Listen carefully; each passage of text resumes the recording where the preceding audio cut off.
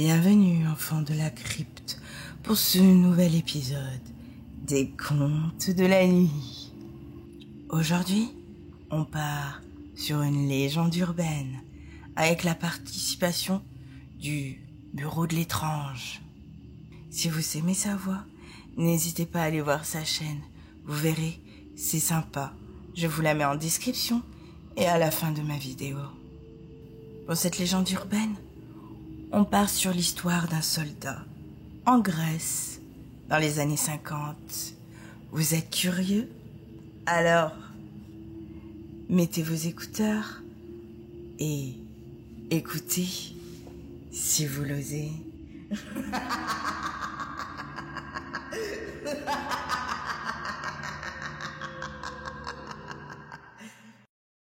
Le soldat grec.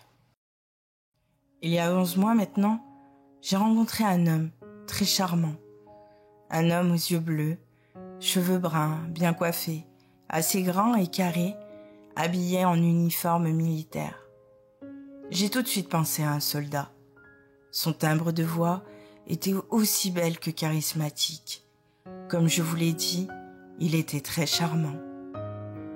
Peu de femmes ne pourraient succomber à la beauté de cet homme si on le voyait, dû à ses traits si charismatiques. Enfin, dans mon cas, je n'ai pas pu y résister. J'étais en voiture à rouler pour aller au village faire quelques courses pour mes parents. Quand sur la route, au milieu des prés, j'ai aperçu un homme marcher sur la route, faire de l'autostop. Je lui ai bien sûr demandé où il allait pour le déposer. Cet homme allait au village lui aussi. Le village étant à plusieurs kilomètres de chez moi, nous avons beaucoup parlé pour ne pas avoir un silence de mort dans la voiture. Alors, que faites-vous par ici? C'est la première fois que je vous vois. Oh, je me suis arrêté comme ça. Vous savez, je marche comme cela, sans trop savoir où je vais. Ah, d'accord, je comprends. Et cet uniforme me dit que vous êtes soldat, n'est-ce pas? Oui, en effet. La guerre s'est finie depuis peu. Alors on nous a donné permission de rendre visite à une famille en attendant. Je vois. Mais du coup, vous n'allez pas leur rendre visite? À votre famille, je veux dire? Je n'en ai plus malheureusement, dû à la guerre. Mince, je suis désolée. Désolée d'être aussi indiscrète. Non, y a pas de problème, ne vous inquiétez pas. C'est comme cela, c'est la guerre après tout. Nous soldats, on sait bien que cela va se produire autant pour nous que pour nos proches, vous savez. C'est comme ça, nous ne pouvons rien y faire après tout. D'ailleurs, j'avais une fiancée. Une fiancée? Vous n'allez pas la voir? Malheureusement, je ne la retrouve plus. Je ne sais pas ce qui a pu lui arriver. Alors vous la cherchez? C'est peut-être pour cela que vous marchez sans trop savoir où vous allez? Non, je pense que si elle a envie, elle m'a certainement oublié, car elle ne m'a pas elle-même cherché. Et si elle est morte, alors j'en suis désolé, car je l'aime.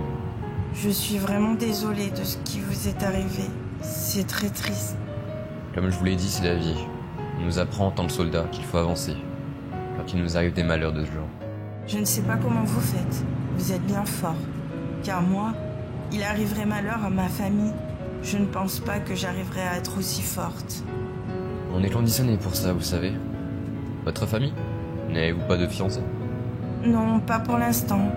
Tout le monde se connaît dans le village, alors... Eh bien, c'est bien dommage, car vous êtes d'une beauté incroyable, mademoiselle. Oh, c'est vraiment gentil, monsieur. Ce n'est pas gentil. C'est la vérité seulement. Et appelez-moi Albert. C'est vrai, je ne me suis pas présenté. Je me présente, Albert Davis. Pour vous servir.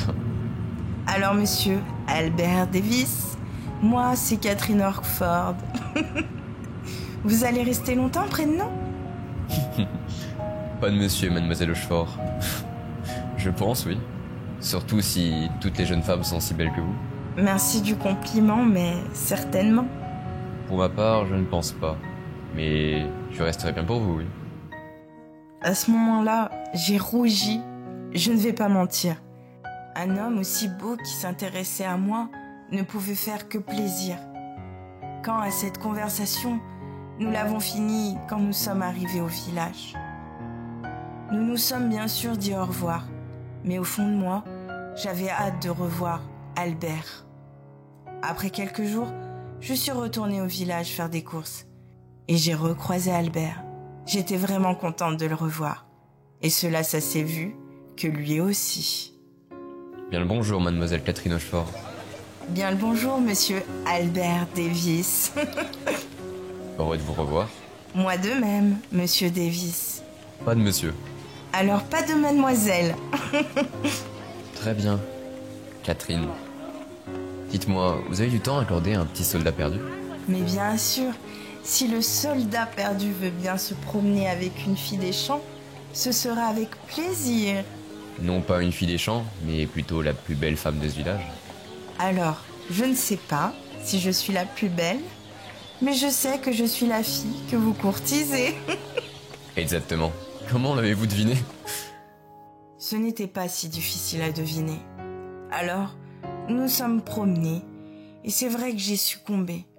Nous nous sommes revus tous les jours pendant 1 mois après cela. Nous nous donnions rendez-vous sur la place du village, ou même sur la route où je l'avais vu la première fois, pour aller marcher dans les prés, et cela se passait toujours bien. Il avait ce côté rassurant que j'aimais tant. Donc, je ne me méfiais absolument pas de lui. Et puis, quand j'étais avec lui, il y avait cette alchimie que je n'avais jamais eue auparavant avec d'autres hommes. Il me faisait rire, il était si drôle.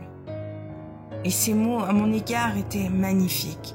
Je voyais bien ma vie avec lui, avec nos enfants jouer dans le jardin de notre maison.